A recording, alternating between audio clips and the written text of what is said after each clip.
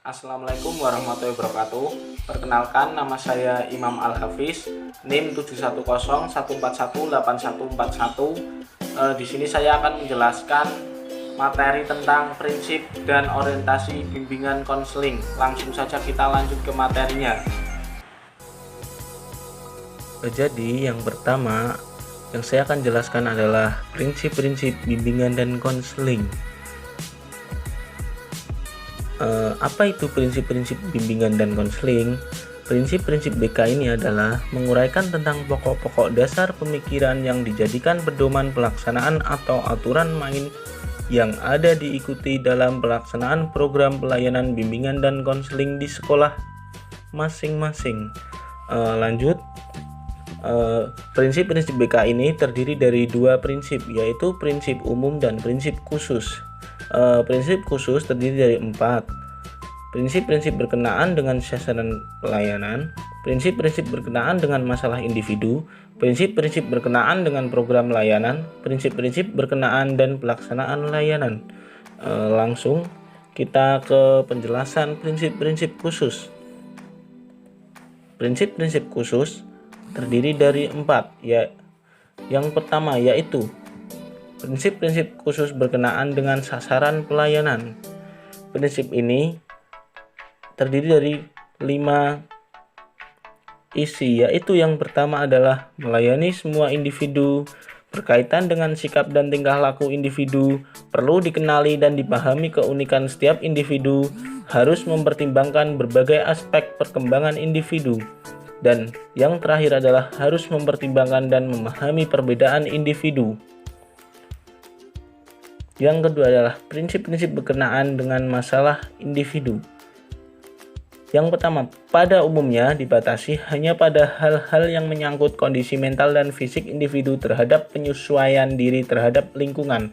Dan yang kedua adalah kesenjangan sosial, ekonomi, dan kebudayaan merupakan perhatian utama pelayanan bimbingan. Terus lanjut, yang ketiga adalah prinsip-prinsip berkenaan dengan program layanan. Yang pertama ada BK merupakan bagian integral dari proses pendidikan dan perkembangan individu. Yang kedua adalah program BK harus fleksibel, disesuaikan dengan kondisi lembaga, kebutuhan individu dan masyarakat. Yang ketiga adalah program pelayanan BK disusun dan diselenggarakan secara berkesinambungan dari jenjang terendah sampai tertinggi.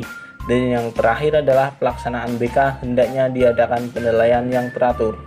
Terus prinsip yang terakhir adalah prinsip-prinsip berkenaan dengan pelaksanaan pelayanan. Yang pertama terdiri dari ada BK harus diarahkan untuk pengembangan individu, dan yang kedua keputusan diambil hendaknya atas kemauan individu itu sendiri. Yang ketiga, permasalahan individu harus ditangani oleh tenaga ahli. Yang keempat, kerjasama antara pembimbing, guru, dan orang tua sangat menentukan hasil bimbingan. Dan yang terakhir adalah pengembangan program BK harus dimanfaatkan secara maksimal. Lanjut, kita membahas tentang orientasi bimbingan dan konseling.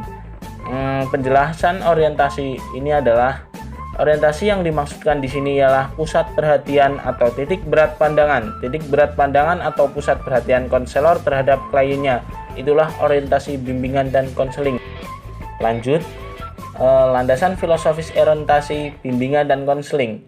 Ada pedagogis, potensial, humanistik, dan humanistik religius dan profesional.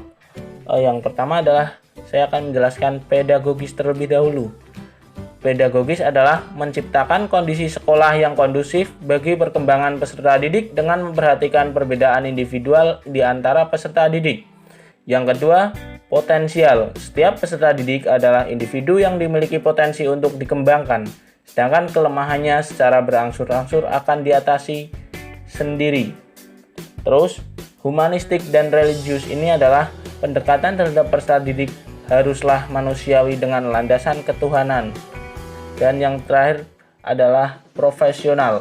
Proses bimbingan dan konseling harus dilakukan secara profesional atas dasar filosofis, teoritis, yang berpengetahuan dan berketerampilan berbagi jenis teknik bimbingan dan konseling.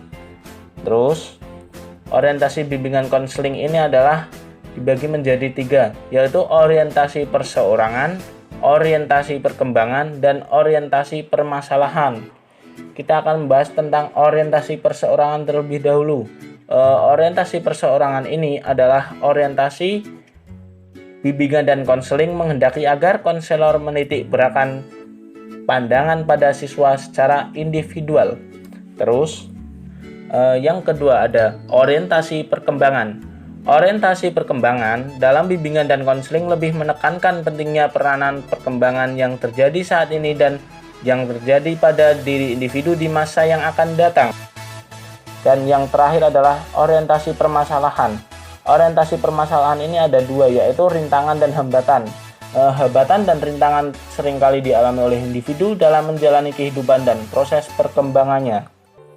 Pada tujuan umum, bimbingan dan konseling sejalan dengan tujuan hidup dan perkembangan itu sendiri adalah kebahagiaan. Oleh karena itu, perlu diwaspadai timbulnya hambatan dan rintangan yang mungkin menimpa dalam proses kehidupan.